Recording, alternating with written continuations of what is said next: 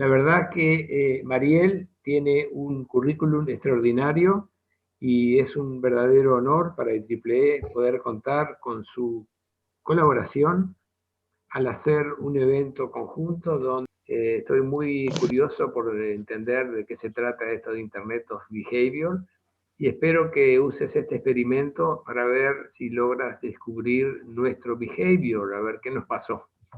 ¿Ok? Adelante, Mariel, muchas gracias. Bueno, primero esperen que voy a intentar compartirles la pantalla. Así podemos ver todo lo mismo. Desactivo. Esta. Bien. Y ahora cuéntenme si ven la pantalla con el subject y los logos y si me escuchan. Perfecto. Perfecto. Escuchamos bien. Perfecto. Bueno. Entonces, antes que nada, es un honor estar acá hoy conversando con ustedes, y la verdad es que es un orgullo que dos instituciones tan prestigiosas como son el PMI y la IEEE organicen este evento. Así que muchas gracias a ellos por invitarme, y sobre todo, muchas gracias a ustedes, todos los participantes, por usar su tiempo, que hoy es algo tan valioso y escaso, invertirlo estando acá. La mala noticia que tengo para darles es que en general cuando yo doy este tipo de conferencias intento que se lleven algunas respuestas. Hoy me voy a tener que disculpar porque aunque vamos a compartir algunos conceptos, lo que les puedo prometer es que se van a llevar más preguntas que respuestas. Esto pasa. Bueno, antes de entrar en el tema en sí, me gustaría compartir con ustedes algunas definiciones previas para que nos pongamos de acuerdo en algunas terminologías.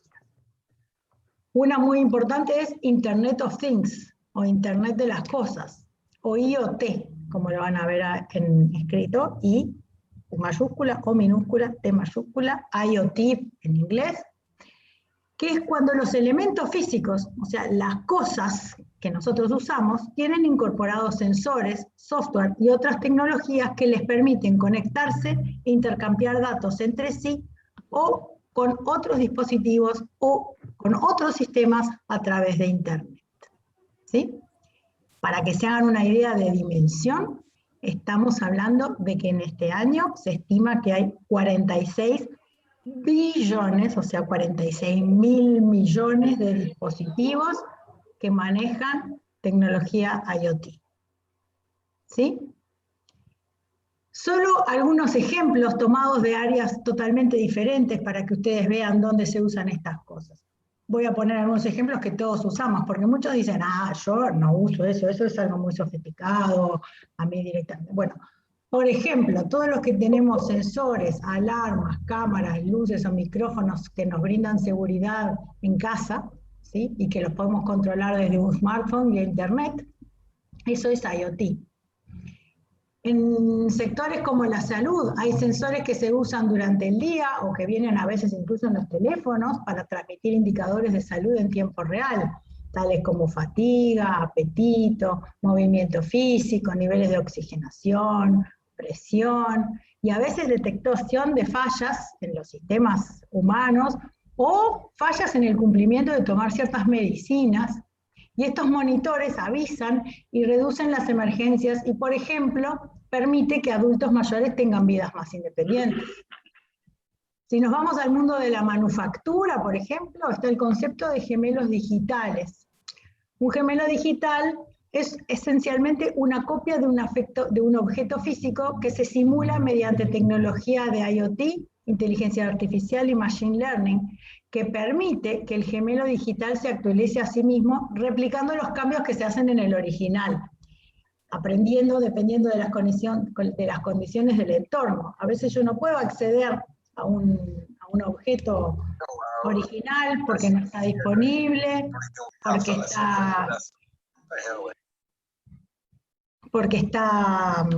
no está accesible, porque está en un lugar peligroso, porque está en el espacio, porque está en un lugar donde hay radiación, etcétera, etcétera. Entonces yo lo que puedo tener es un gemelo digital que le va a permitir a los ingenieros entender qué le sucede al objeto real, analizándolo, incluso ajustar lo que corresponde y testear las modificaciones en el gemelo digital antes de hacerlo. Esta es otra aplicación de IoT.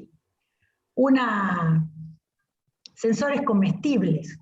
Son dispositivos electrónicos del tamaño de una pastilla, que las personas se lo tragan, y se usan, por ejemplo, para diagnosticar el estado del tracto gastrointestinal, detectar sangrados o absorción de medicamentos.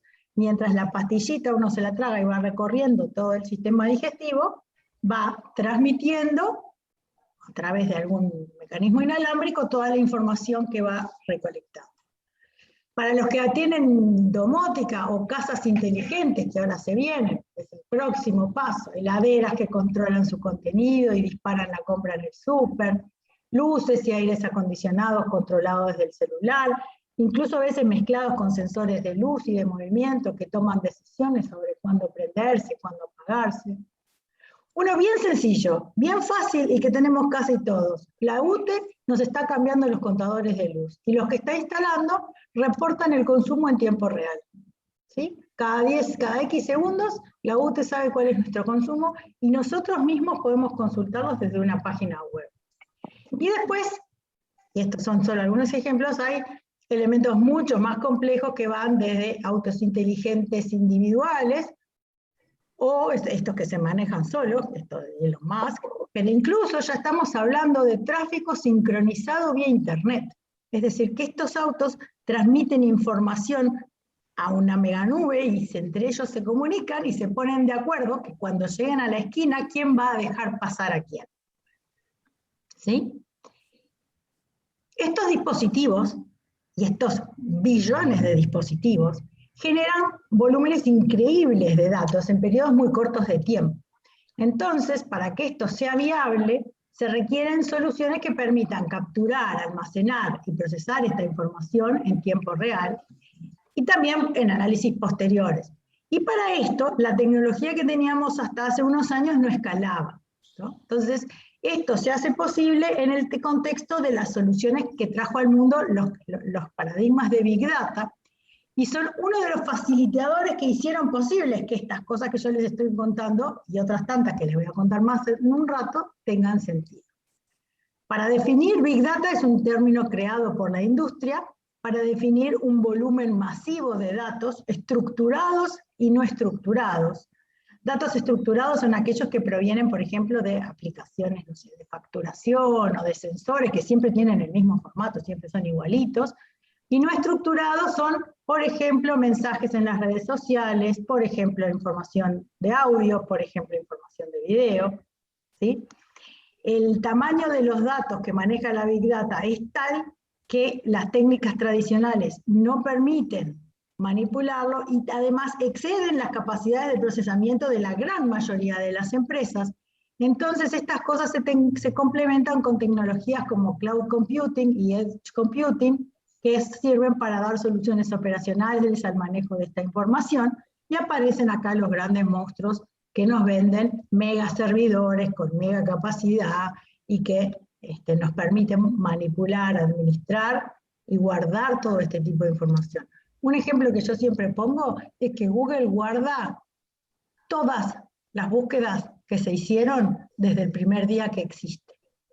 No es que las ha ido depurando, las guardó absolutamente todas. Para que tengamos idea de los tamaños, cómo vienen creciendo. En una época hablábamos del kilobyte, después del gigabyte. Llegamos a un momento que los terabytes eran un disparate, y hoy estamos hablando del yottabyte, que es un 1 con, discúlpenme, pero ya perdí la cantidad de ceros que tiene, ¿sí? Y estamos hablando de que en aproximadamente por cada minuto que pasa, se generan 100.000 tweets por segundo. Voy a saber cómo me salió acá un cartel de que dice que tengo que ir a la reunión esta, no me vaya a olvidar. Se generan 100.000 tweets, se generan toda esta cantidad de correos, se generan toda esta cantidad de mensajes en las redes sociales, y toda esta cantidad de horas de filmaciones, de filmaciones de elementos producidos, pero también de cámaras que andan controlando cosas por ahí. Otro concepto que necesitamos para hablar de IoB, que es lo que vamos a hablar, es la inteligencia artificial.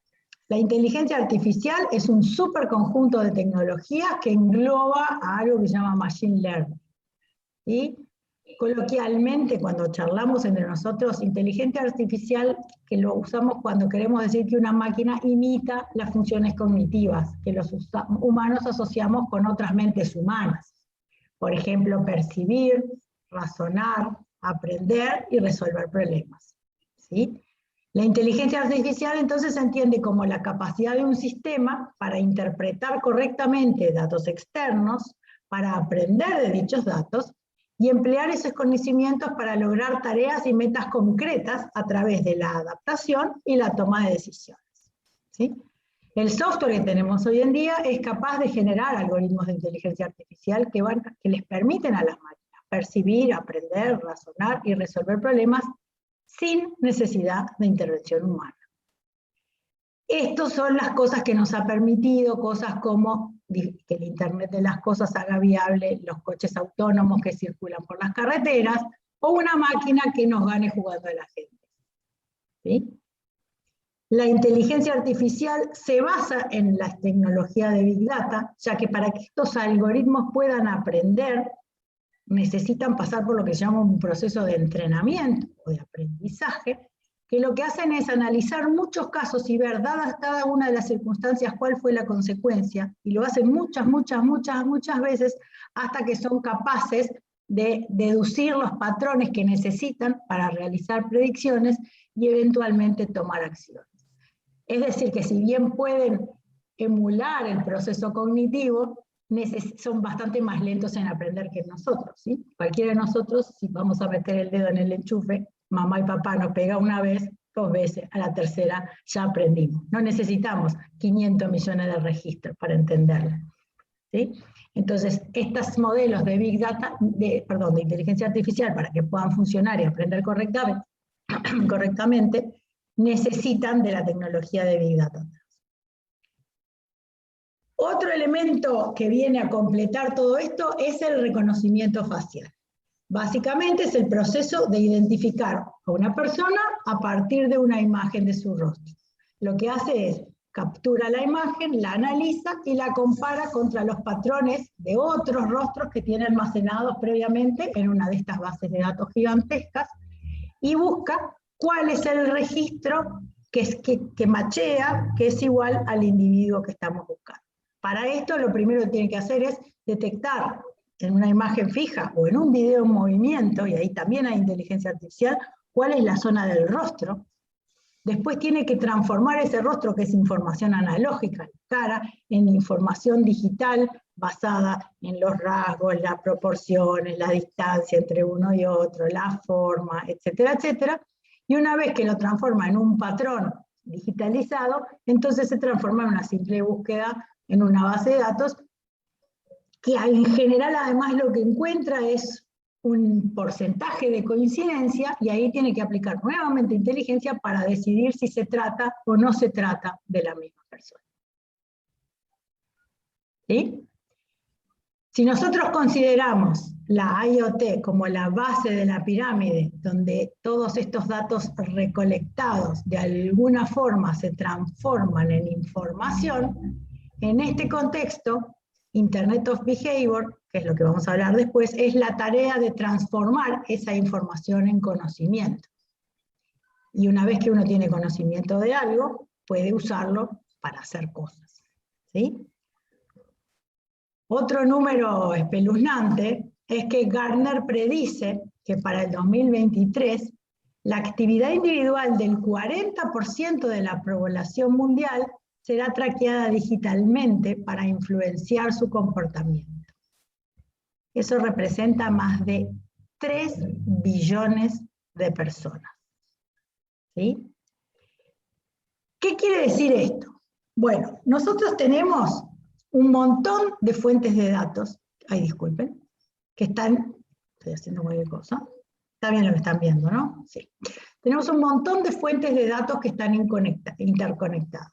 En eso estamos todos de acuerdo. De última, para nosotros es genial tener todo sincronizado. Y si pudiéramos tener una única clave para todo, no sé, alguno que me contradiga si no está de acuerdo, que se llama Single Sign-On, mejor. Si yo con una sola clave no me tuviera que acordar las 75 o llevar el papelito donde las tengo anotadas, eso sería fantástico. O sea que para mí, como usuario final, es cómodo que todos mis dispositivos estén sincronizados e interconectados y que lea con la misma contraseña el mail en el celular, en la tablet, en la notebook, o que conecte la heladera con el supermercado. Pero esto tiene algunas cosas que tenemos que tener en cuenta. Implica que información que proviene de un smartphone, donde se pueden traquear nuestros movimientos físicos y la información geográfica, así como nuestros patrones de comunicación, se pueden cruzar con información como, por ejemplo, nuestro historial de navegación, de compras, de redes sociales, incluso con otros dispositivos que no los tenemos ni siquiera presentes como que son devices, porque están embebidos en otras carcasas distintas, ¿sí? La domótica, los asistentes de voz como Alexa o Siri, las cámaras que tenemos en las casas, la cámara que tenemos en el auto, el GPS que tenemos en el auto.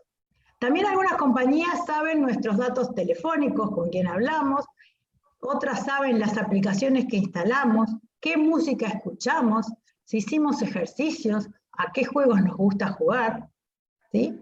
No es complejo para ciertas compañías integrar toda esta información, almacenarla y procesarla y usarla con las tecnologías de la que les conté hace un rato, ¿sí? Si aplicamos inteligencia artificial, Big Data, Machine Learning, y a esto le sumamos reconocimiento facial, hacemos un cóctel y después tenemos todos los datos, y además lo más lindo es que los entregamos en forma absoluta y totalmente voluntaria estos datos.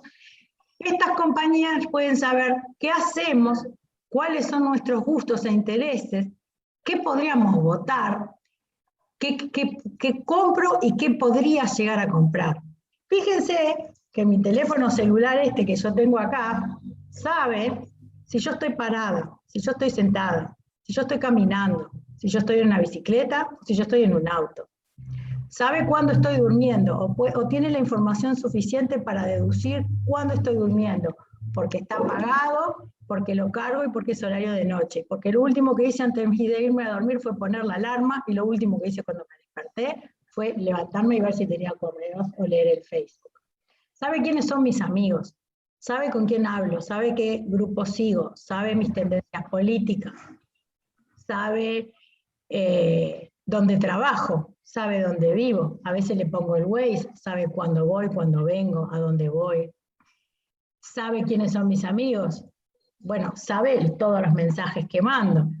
Sabe cuando estoy en la oficina, sabe cuando estoy en mi casa. Sabe cuántos hijos tengo.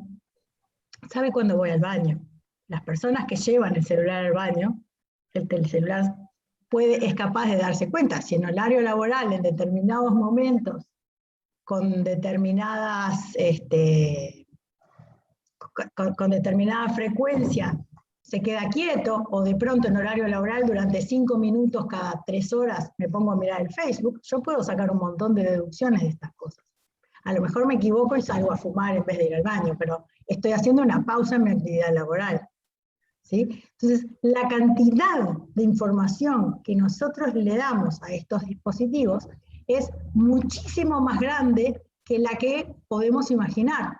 Y todos estos algoritmos mega inteligentes, lo único que tienen para hacer en su vida es juntar toda esta información y sacar conclusiones. Así que al final del día hay algunas compañías que saben de nosotros mismos mucho más que nosotros mismos. Saben nuestros intereses, lo que nos gusta, lo que no, lo que opinamos, lo que votamos, lo que queremos comprar. Es fantástico, yo entro a Amazon, yo ya no busco. Amazon ya me recomienda lo que voy a querer comprar el mes que viene y el libro que voy a querer leer en función de lo que leí la semana pasada. De alguna manera esto es cómodo, me da solución, ¿no? ¿Qué tipos de información estoy compartiendo? Bueno, estoy compartiendo información específica o referencias cruzadas. Cuando digo información específica, me refiero a lo que surge del uso concreto de una aplicación y que es utilizada solamente por esa aplicación, aunque se obtenga de distintos dispositivos conectados en forma cruzada. Por ejemplo, Netflix. Yo capaz que lo tengo en la computadora, capaz que lo tengo en los celulares, capaz que lo tengo en 2 o 3 televisiones, o sea que lo tengo en varios dispositivos, pero la única información a la que debería acceder, o a la que accede, según como lo que dice la letra chica, es mis gustos en películas, y lo usa para hacerme un buen motor, lo que se llama un buen motor de recomendaciones, que no es nada más ni nada menos que un algoritmo de inteligencia artificial que está atrás.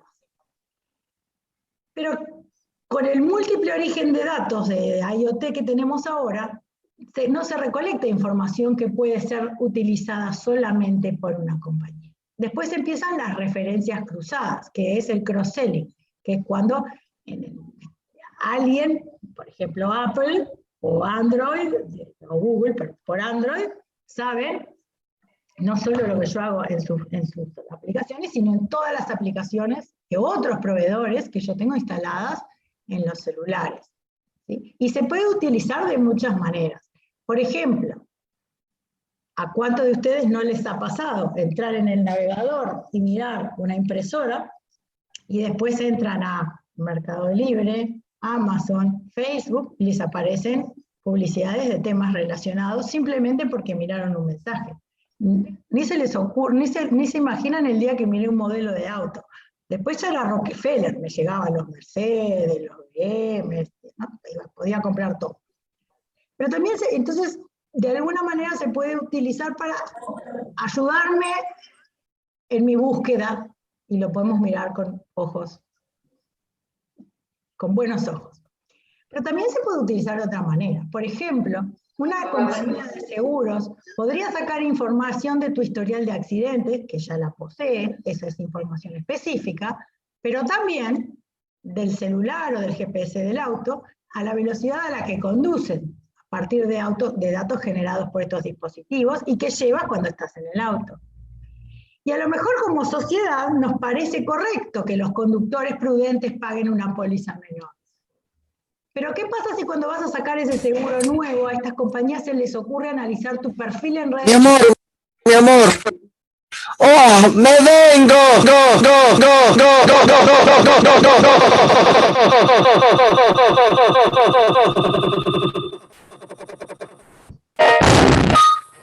Gustavo, ¿lo muteamos, por favor?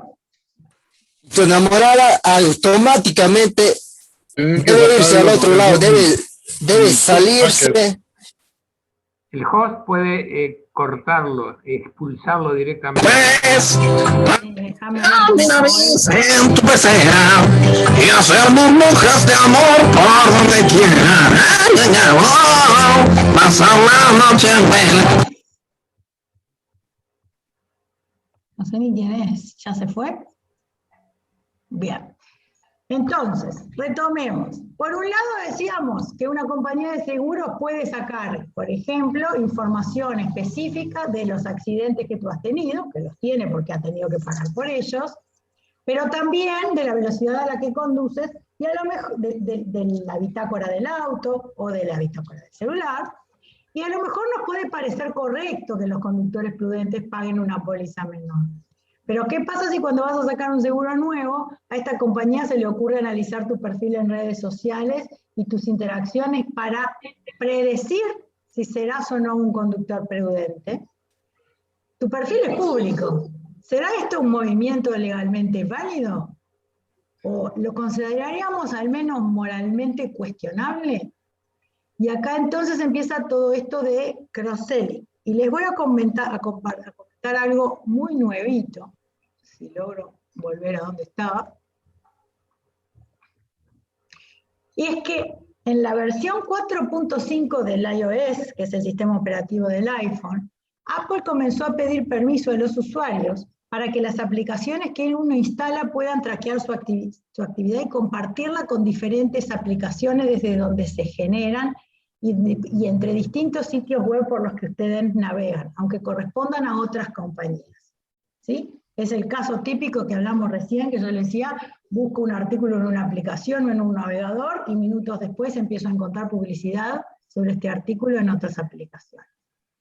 De hecho, esto ya pasaba, ¿sí? El hecho de que se pida permiso ahora es una innovación. Nos está pidiendo permiso para hacer algo que ya estaba haciendo, ¿sí?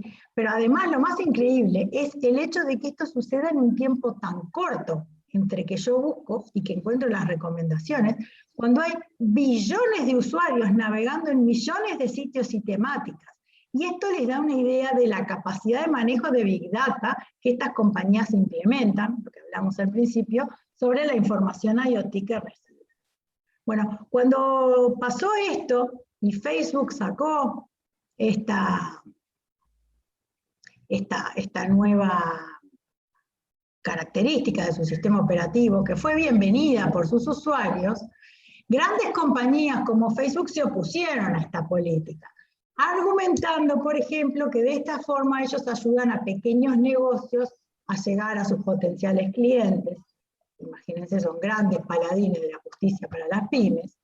Y además argumentan que Apple en realidad lo que intenta es ser ellos quienes realicen las ventas y cobran comisiones por las mismas. Es decir, se están peleando por un nicho de mercado que somos nosotros, los usuarios, ¿no? Como respuesta a esta nueva política de Apple, empresas como Facebook e Instagram empezaron ahora, que están obligadas ahora a pedir permiso para acceder a esta información, empezaron cuando se instalan a pedirla, pero con este tipo de mensaje: ayude a Facebook a seguir siendo gratis, ayude a Instagram a seguir siendo gratis, ayude a los negocios que dependen de nosotros para acceder a sus clientes, etcétera, etcétera.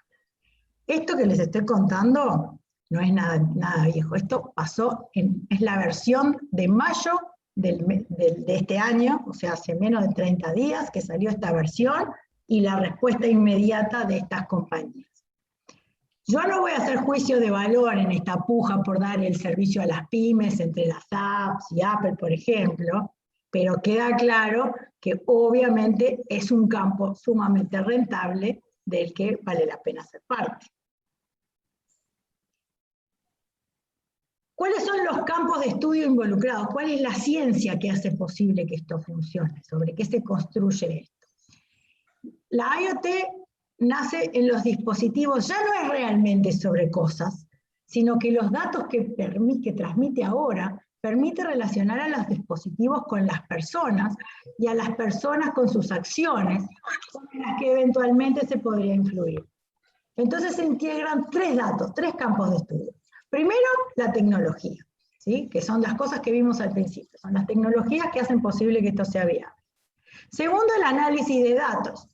Tener terabytes y yottabytes de información desconexa no me sirven para nada. Se requiere de un gran esfuerzo de análisis, ¿sí? y de una gran dedicación y de expertos en el tema para construir datos que tengan significado.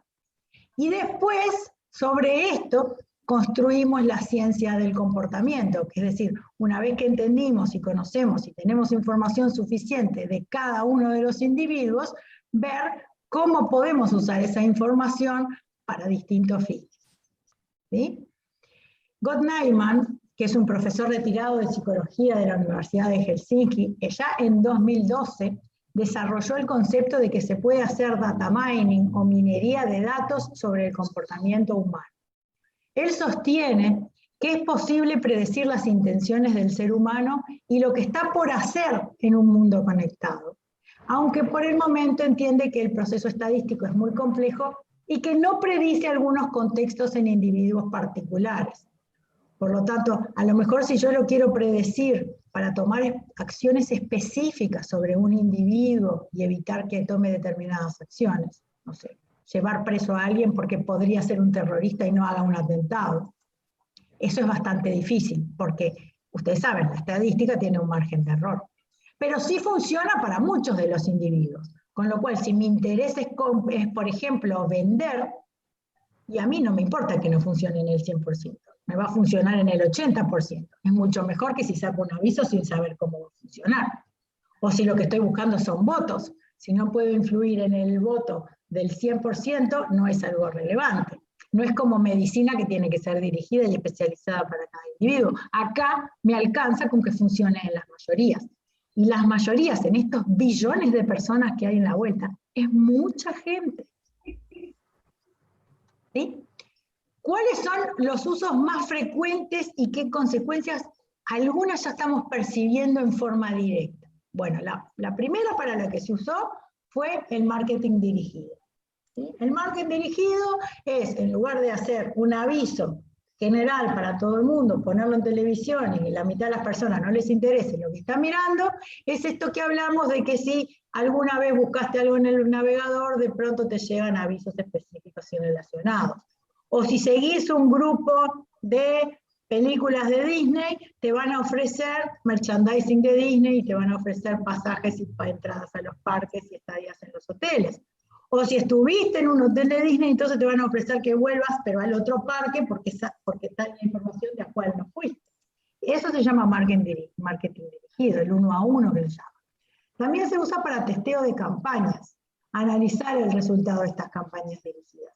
Porque yo ahora sé lo que compraste, sé lo que te ofrecí, y sé si actuaste, si accionaste sobre lo que yo te ofrecí, y puedo mejorar mi algoritmo para ofrecerte mejor la próxima vez. Pero también me sirve para predecir el comportamiento. Por ejemplo, lo que hablamos de la compañía de seguros de vehículos hace unos momentos. ¿Qué tan buen conductor vas a ser según... Bueno, hoy son cosas que siempre se hicieron, porque una señora mayor no va a conducir a la misma velocidad que un chiquilín joven. Entonces hay cosas que decían, bueno, la señora mayor paga un seguro más barato que el chiquilín joven. Que los autos rojos chocan más estadísticamente que los autos de otros colores. Se usaban un montón de cosas. Una póliza de seguro de vida tiene en cuenta un montón de factores. Pero eran reglas generales, no estaban aplicadas al comportamiento de cada individuo y a la información que el individuo transmite. Si yo iba a sacar un seguro de vida, me iban a preguntar de qué trabajo, si tomo, si fumo, mis antecedentes médicos. Pero si empiezo a publicar fotos de que hago parasailing, parachuting, puente, bungee jumping, y a lo mejor deciden cobrarme una póliza distinta, porque pueden predecir cuál va a ser mi comportamiento. Pero también se puede producir para otras cosas más graves, como por ejemplo, que me dejen o no me den, que me den o no me den un crédito, o que me den o no me den una visa para visitar un determinado país. Y una última nivel de escala es influenciar en el comportamiento. ¿Sí? Y acá les voy a decir algunas aplicaciones donde influenciar en el comportamiento tiene una connotación positiva. Por ejemplo, consideremos una aplicación de salud en el smartphone que monitorea tu dieta, tus patrones de sueño, tu ritmo cardíaco y tus niveles de presión y azúcar. La aplicación podría alertarte cuando detecte comportamientos poco saludables y enviarte alarmas para que modifiquen tu conducta para lograr un mejor resultado, para que seas más saludable. En ese caso, eso no estaría mal. Pero también podrían, sabiendo mis predicciones y mis preferencias y qué cosas me sensibilizan, mandarme alertas o información real. Ni siquiera estoy diciendo mentir, pero información seleccionada para que yo vote una cosa o vote la otra. Información parcial, pero no mentira. ¿Sí? O destacar más algunas noticias sobre otras, porque si a mí si yo le doy un peso a los niños del África y me sensibilizan los temas del África, a lo mejor la publicidad del votante tiene que venir por ese lado, pero si soy un grupo de ecologistas, a lo mejor deberían influir a mí a través de proponerme soluciones, y entonces le puedo prometer a cada uno lo que cada uno quiere escuchar. ¿Sí? Y además puedo, en el último paso, tomar decisiones en base a estas predicciones. Por ejemplo, calcular lo que yo les decía, el costo de una póliza de un seguro de vida, a partir de un algoritmo de inteligencia artificial. Son todas cosas que se pueden hacer. Y déjenme compartirle algunas soluciones que hoy ya están en el mundo, que ya no son ciencia ficción, que ya están pasando, y que son ejemplos donde se comparte realmente data sensible y que puede ser utilizada para esto que les decía. Por ejemplo, ahora, en esta pandemia, hubo organizaciones que monitorearon el cumplimiento de los protocolos durante el COVID con dispositivos de reconocimiento facial para validar que se cumpliera el distanciamiento social entre los empleados, penalizando a los que no lo cumplían, identificados por sus caritas, alertando cuando había violaciones, poniendo cámaras infrarrojas para medir la temperatura e identificar individuos con fiebre. Hay toda otra rama de la tecnología que se llama Internet of Bodies, Internet del cuerpo, que tiene la misma sigla que Internet of Behavior, que es un paraguas de tecnología que se vuelven todavía más íntimas. Por ejemplo, dispositivos que monitorean el cuerpo humano y recolectan métricas de la salud y otra información personal y las transmiten vía Internet a los prestadores de salud. Muchas aplicaciones de fitness hacen esto, por ejemplo. Y muchos de nosotros las usamos habitualmente, y de hecho nos aseguramos de que esté prendida antes de salir a caminar 3 cuadras y cuarto, ¿sí? Otras para el registro de calorías y de la actividad física que pueden usarse para influenciarnos a tener un estilo de vida y de alimentación más saludables. Otras, se ha inventado un páncreas artificial que automatiza las dosis de insulina de los diabéticos, pero conectado a Internet para ser monitoreado por médicos en forma remota y disparar alertas ante niveles inapropiados. Interfaces entre dispositivos y el cerebro humano a partir de la lectura de las ondas cerebrales, por ejemplo, para controlar la prótesis de los amputados. De hecho, yo estoy tutoriando un proyecto de alumnos en facultad que estamos voy a ver si... Ahí está. Estoy tutoriando un proyecto de alumnos de facultad, no estoy hablando de grandes centros en grandes universidades en países mega desarrollados. Yo tengo un grupo de alumnos que estamos haciendo juntos un proyecto que lo que estamos tratando de hacer es leer mediante una vincha que se le pone a la persona sus ondas cerebrales y conectarnos vía Bluetooth al celular para lograr que personas que tienen discapacidades en el habla puedan hablar. Es decir, que yo pueda pensar una palabra y aunque mi boca o mi cuerpo no pueda articularla, la vincha sea capaz de interpretar esas palabras, transmitírselas a mi celular y que las hable un sintetizador de voz, que tiene todo un proceso de entrenamiento, que en esta etapa estamos en una etapa experimental, que es un conjunto de palabras, pero después estamos pensando en cómo podemos hacer para que las palabras se junten y empiecen a formar frases, ¿sí? Pero estamos ya en condiciones de leer las ondas cerebrales de las personas. ¿Sí? Una bien divertida. Pañales inteligentes que le avisen vía Bluetooth a los padres cuando sus bebés necesitan que los cambien. Bueno, lo que yo les conté, la FDA en el 2017 aprobó una píldora con sensores que registran cuando se toma una determinada medicación. O sea, uno tiene la píldora esa interna, entonces se registra cuando los pacientes toman o no toman la medicación. Y esto es muy exitoso en pacientes, por ejemplo, con esquizofrenia, o con desórdenes bipolares, o con depresión, en las cuales es crítico tomar el medicamento a la hora exacta. ¿Sí? Algunas compañías de software de inteligencia artificial están desarrollando sistemas que pueden detectar las emociones humanas analizando las expresiones faciales y la entonación de la voz, así como otros signos visuales. Esto podría aplicarse, por ejemplo, a reducir accidentes de tránsito, detectar que una persona se está por dormir. Ya hay autos que detectan cuando uno pestañea y toman acciones, ¿no? Pero yo estoy hablando ya de interpretar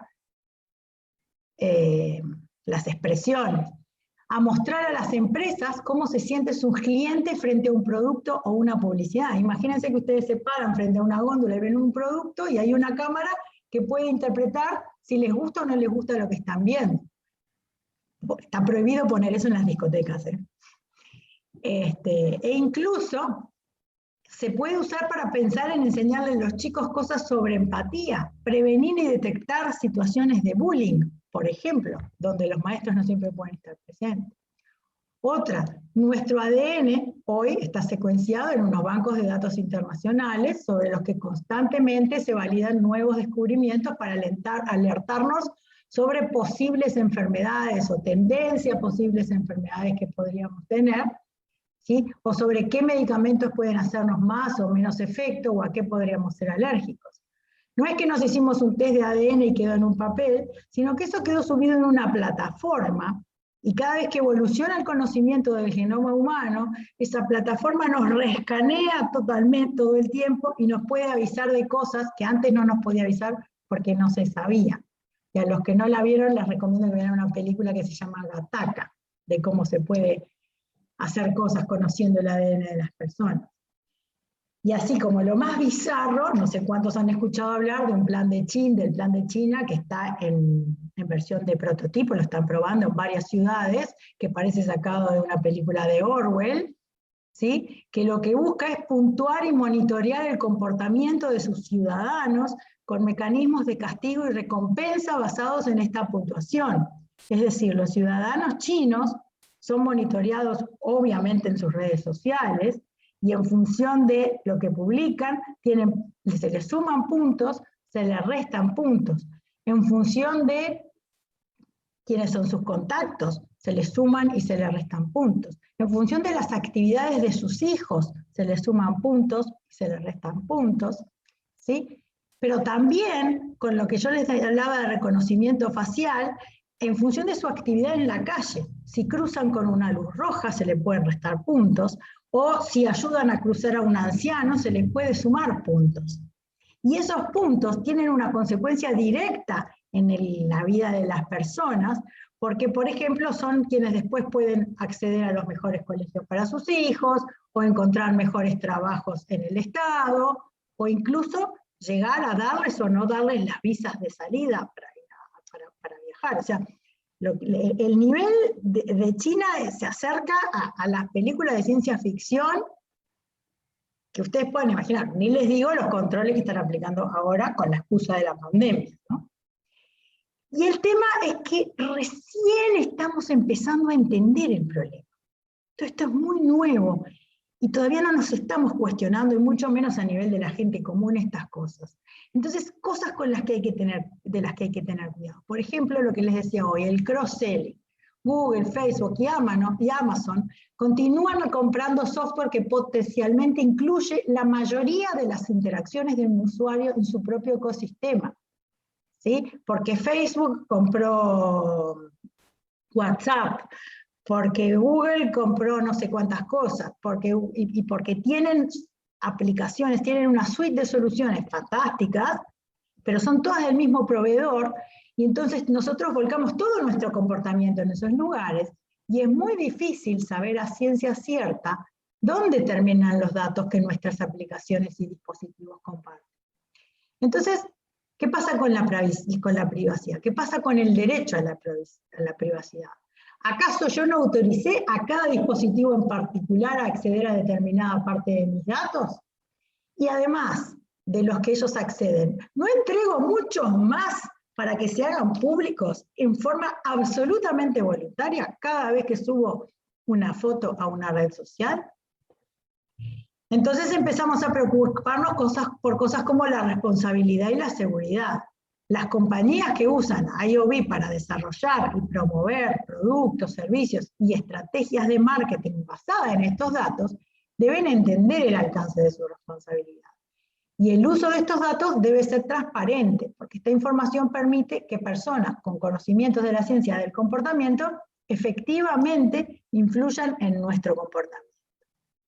Otra preocupación es la seguridad, porque una compañía que de alguna manera accede o administra este tipo de datos es responsable de protegerla, no solo del uso que le da, sino de accesos de personas no autorizadas, ¿sí? Porque existe la posibilidad de que esta información caiga en malas manos, por ejemplo, criminales.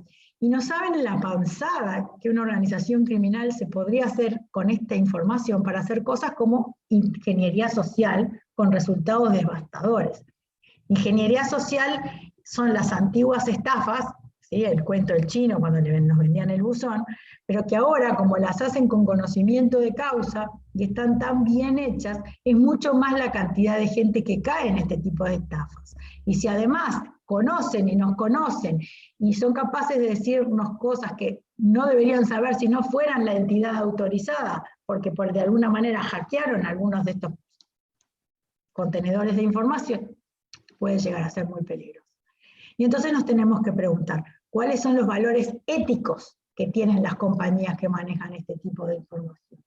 Y acá les cuento un par de casos reales que son de público conocimiento, no voy a inventar nada, ¿no? Hace poco salió y se demostró, porque hay una multa efectiva, el escándalo de Facebook y Cambridge Analytica, que utilizaron los datos de los usuarios de Facebook de forma ilícita para influenciar en las elecciones de Estados Unidos, por el que Facebook tuvo que pagar 500.000 libras, que es más de medio millón de dólares. Google también tuvo que pagar 22,5 millones de dólares en un caso contra la Comisión Federal de Comercio en un asunto similar en el año 2002. Entonces nos preguntamos, bueno, ¿cómo los estados, porque en definitiva nos protegen de esta situación? Y acá es donde vienen las regulaciones. La primera y única que yo conozco, regulación que existe sobre este tema, es de la Comisión Europea, que todavía no ha terminado de sancionarse, de abril del 2021, tiene 2 meses. Y fue que presentó la primera ley sobre este tema en el mundo, que además viene acompañada de otra ley para lo que es inteligencia artificial aplicada a maquinarias y robots.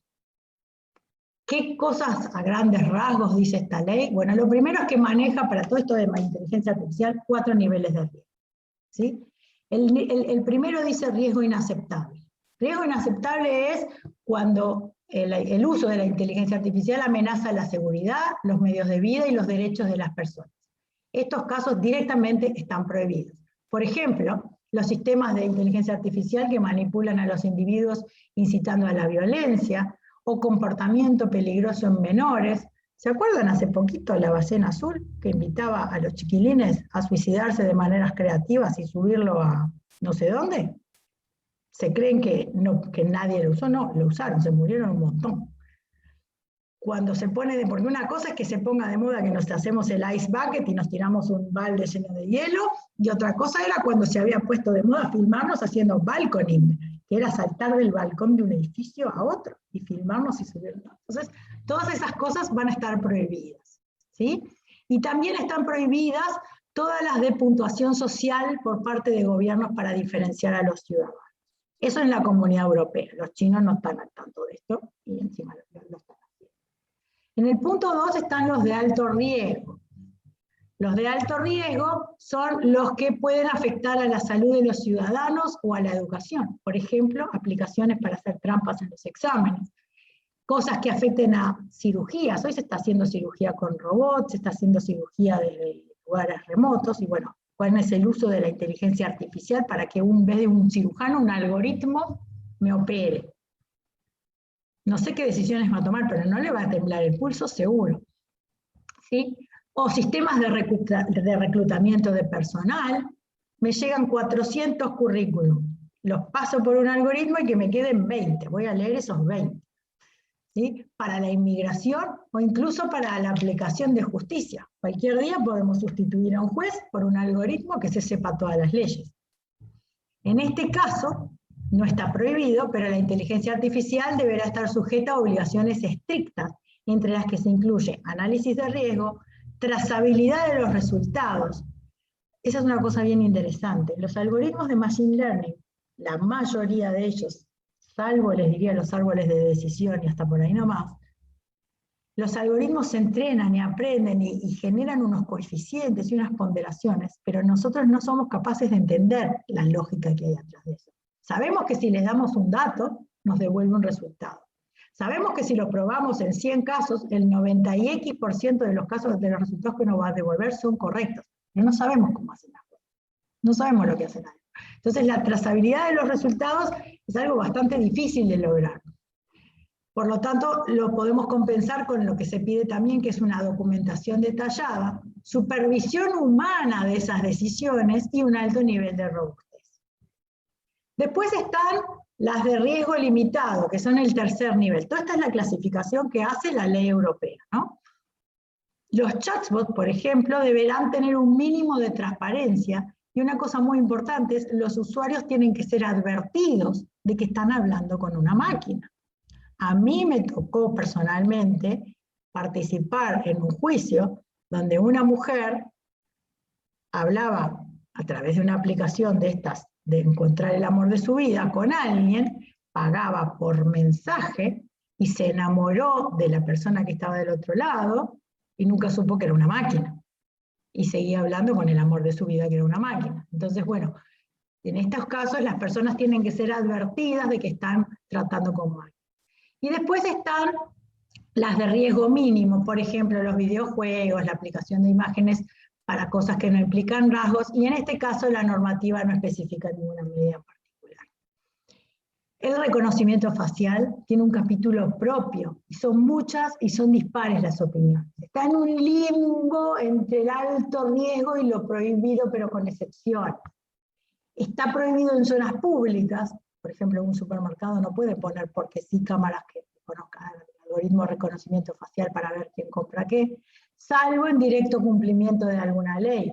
Y todavía quedan zonas grises, ¿sí? La vigilancia policial predictiva, ¿sí? ¿Se acuerdan aquel algoritmo que preventivamente detenía más negros que blancos porque había aprendido en Estados Unidos que, de acuerdo a los datos, y eso tiene que ver con el sesgo que tenían los datos con los que lo entrenamos, ¿sí? Entonces no funcionaba bien. El control de la migración, la categorización biométrica de raza y género, la vigilancia de los trabajadores, la pesadilla de cualquier empleado público, una cámara que monitorea si trabajo o no trabajo. Y nos quedan dudas todavía en las definiciones de qué es remoto, qué es tiempo real. Por ejemplo, utilizar drones para reconocer personas en manifestaciones y después hacerles pagar rédito por haber participado de la manifestación A o de la manifestación B, pero también en las situaciones de violencia, en los saqueos y en ese tipo de cosas. O sea, no todos los usos son necesariamente negativos, no todo es malo. Lo malo es cómo lo uso. O sea, la tecnología es abstemia de alguna manera. La tecnología no tiene política, no tiene religión. La tecnología tiene que ver con cómo, quién y para qué la usa. Yo les conté un montón de posibilidades que son muy beneficiosas para el ser humano, pero también hay de las otras. Para cerrar, y después de todo esto que les conté, hay algunas preguntas que me gustaría que se llevaran, ¿sí? No se las voy a contestar porque no tengo las respuestas, pero además me gustaría que cada uno de ustedes pensara sus propias respuestas. ¿Somos conscientes de toda la información que estamos compartiendo voluntariamente? ¿Sabemos qué sucede con ella y qué puede inferirse a partir de ella? ¿Quién termina accediendo a nuestros datos? ¿Y qué uso hace de ellos? ¿Y quién tiene o maneja el poder que toda esta información genera? ¿Quiénes son los poderosos? Porque la información es poder. ¿En manos de quién está este poder? ¿De empresas, de gobiernos, de personas? ¿Hay regulaciones suficientes para mantener esto bajo control? Y si las hay, o cuando las haya, ¿existen los mecanismos suficientes para asegurar que se cumplan? Y por último, ¿qué tan libres somos al tomar decisiones y cuánto somos manipulados?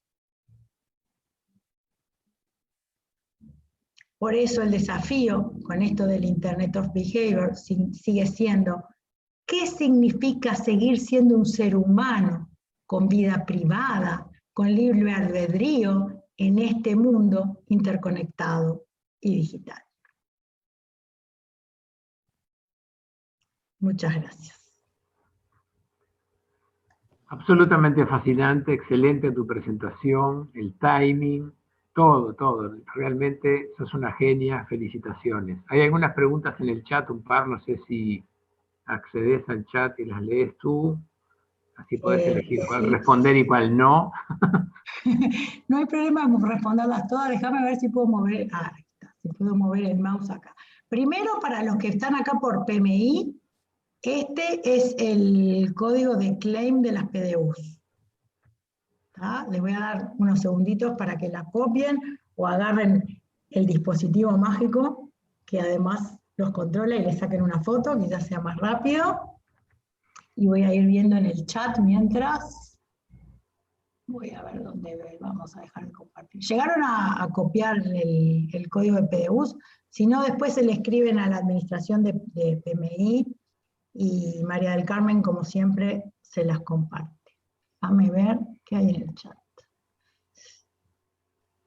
El chat está acá.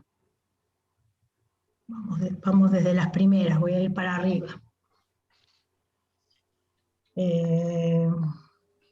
¿Cuál es la fuente de esa información acerca de los 46 billones de dispositivos IoT conectados? Algunas mencionas menos, otras más. Incluyes más. A ver, hay una serie, hay una variada cantidad de fuentes, los números no son exactos, son aproximaciones, no importa si son 46 o 40 o 50 billones, son muchos. Yo los datos que usé los saqué de Gartner.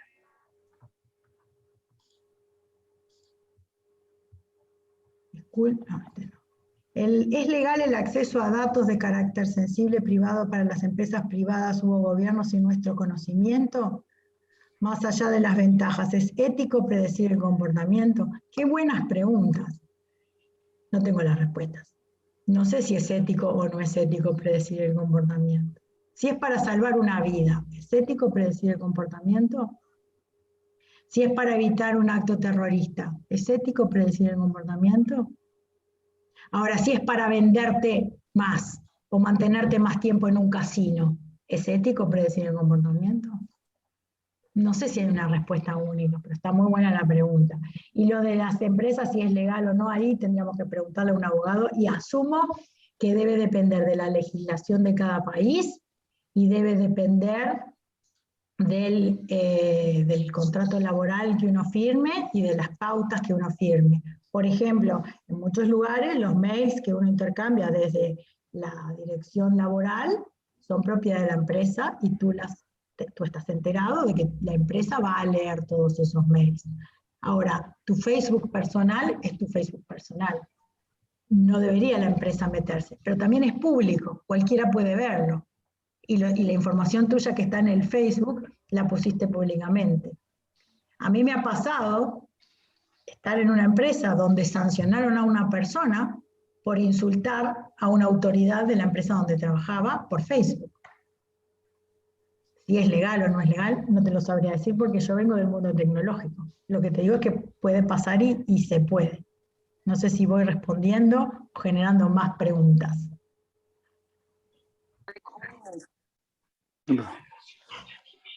Carlos, ¿qué tendencia hay en cuanto a relación referida a privacidad, por ejemplo, como reconocimiento facial en el mundo y en Uruguay? ¿Cómo puede esto afectar el desarrollo de IoT?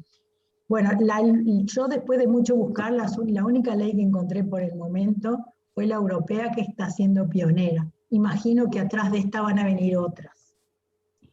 Y dependiendo de cómo se restrinja, es cómo se va a afectar el IoT. Pero el reconocimiento facial es utilizado cuando no puedes identificar a la persona a través de otros mecanismos, pero si yo voy con el celular en la mano no necesitas el reconocimiento facial. El reconocimiento facial puede servir en una manifestación donde yo dejé el celular en casa. Si lo llevé, tú ya sabes que yo fui a una manifestación.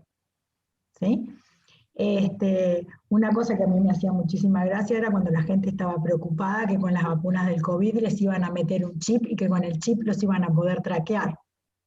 El chip lo llevamos en la mano voluntariamente todo el tiempo, que nos preocupa. De hecho, lo pagamos nosotros el chip. Tal cual la serie Black Mirror, es verdad, es buenísima esa, también se la recomiendo junto con Gattaca. Bueno. ¿Te puedo hacer un comentario que escuché hace muy poco, Mariel? ¿Y cómo no? Parece que hay una empresa de teléfonos celulares muy conocida, china, que tiene un programa piloto donde detectan a una minoría racial en China y luego aparentemente son sometidos a campos de reeducación. Salió en la BBC. Sí. Es una aplicación exactamente de lo que tú has comentado, por el por la fisonomía, dicen, bueno, este individuo va a haber que seguirlo porque probablemente sea, creo que son uigur, se llaman esas minorías. O sea que realmente empresas muy importantes están metidas, pero a fondo en todo esto. Es un problema gravísimo. Sí, y en China podemos decir que no es ético, pero no podemos decir que es ilegal, porque es el gobierno el que lo hace en función de las leyes que él mismo emite. Es un concepto distinto del que tenemos nosotros acá en las democracias occidentales, ¿no? Entonces, es todo un tema, ¿sí? Bueno, estoy viendo, creo que preguntas así más. Si hay alguno que la quiera hacer oral y se anime, adelante. Sí, yo tengo una pregunta. ¿Cuándo es tu próxima charla? No, todavía no. Fascinante, fascinante realmente. Cada minuto valió. Extraordinario, Bueno, felicitaciones. pero mía no tengo fecha. Para el segundo semestre inventamos otra, Gustavo. Excelente. Bueno, si no hay más preguntas, yo cierro con gusto que me pidieron que cerrara.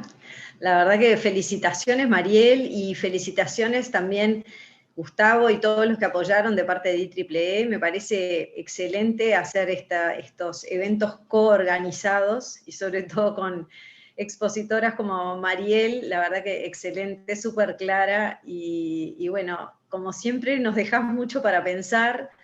Y no que no pensemos en eso, pero es como de vuelta reflexionar, generar ese awareness, ¿viste? Ser conscientes un poco, bueno, de toda esa información que compartimos, esa gran pregunta de qué se va a hacer con los datos que compartimos, quiénes son los dueños, se van a usar en buena forma o no. Y me acordaba cuando hablabas de las regulaciones, yo me acuerdo hace un tiempo de una charla de ética y me acordaba de que había puesto, bueno, lo de las leyes de Asimov, las 3 leyes de la robótica, ¿no? Que en su momento, imagínate que eran de Isaac Asimov del año 1950. Entonces, pero bueno, fue todo como el empezar ahí y las leyes son súper simples, ¿no? Justo me las traje acá para leerlas. Un robot no puede dañar a un ser humano ni por inacción permitir que un ser humano sufra daño. Un robot debe cumplir las órdenes de los seres humanos, excepto si dichas órdenes entran en conflicto con la primera ley. Un robot debe proteger su propia existencia en la medida en que ello no entre en conflicto con la primera o la segunda ley. Pero es muy fácil decirlo así cuando entran otras cosas en juego, ¿no? Y a ver si la inteligencia artificial será capaz de fijar normas éticas por su cuenta, qué criterios van a tener los robots para tomar estas decisiones éticas y de vida o muerte, o bueno, que un montón de datos inclinen la balanza para un lado o para el otro, pero cuando hay una vida en juego, estas cosas son mucho más delicadas, así que bueno, nada, te felicito por la charla, muy buena, y bueno, la verdad pregunto lo mismo, ¿cuándo será la próxima? Muchas Excelente, gracias. Gloria. Muchísimas gracias por tus palabras.